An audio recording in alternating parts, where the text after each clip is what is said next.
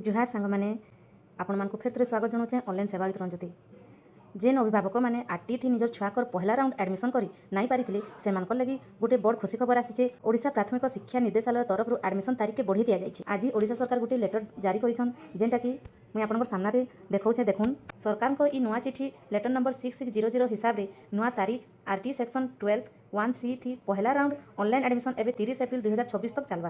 कांथि लगी बढ़ाले जानिछन केतेटा माँ बापा अभियोग आर मझी थी सरकारी छुट्टी थेबार लगी सरकार ई समय आगे बढ़ेछन।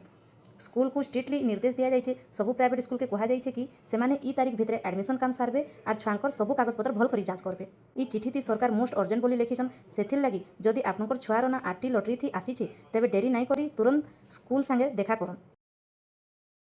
तेबे सांग माने ई जरूरी खबर के सपुरर पाठ के शेयर करूँ जेनता कि केही भी छुआ पाठ पढ़बार सुजोग वंचित नहीं हो पारबे।